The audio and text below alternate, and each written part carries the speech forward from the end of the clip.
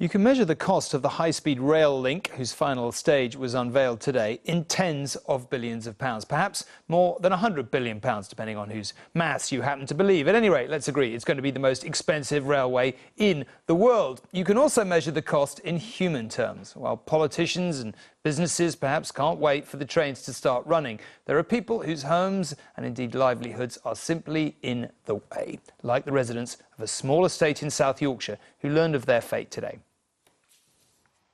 This won't be just any high-speed railway, but the most expensive railway on Earth.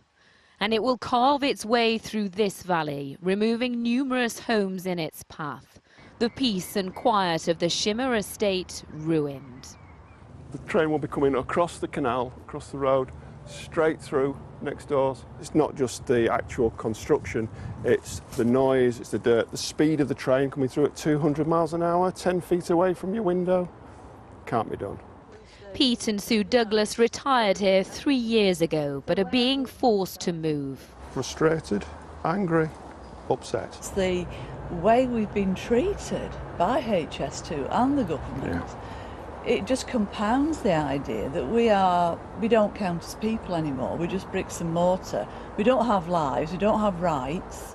The government expects HS2 to cost around £56 billion, but experts fear the final total could be almost double, more than £100 billion, costing £403 million per mile. That's 15 times the cost per mile of the latest TGV line in France, largely down to differences in geography, labour costs and the amount of bureaucracy. Michael Bing is a construction economist. He created the method used by Network Rail to price its projects.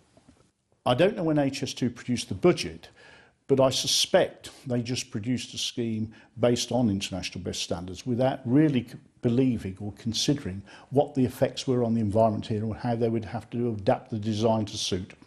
But HS2 is promising to link the UK's biggest cities and drive economic growth northwards, with anyone badly affected to be compensated. And you can never build a big infrastructure project like this without having an impact on some people. I wish it were otherwise, but it isn't. But we need to look after the people affected. Some had wanted to grow old here, in a place where others had hoped to grow up. But all their protests fell on deaf ears. Lucy Watson, News at 10, South Yorkshire.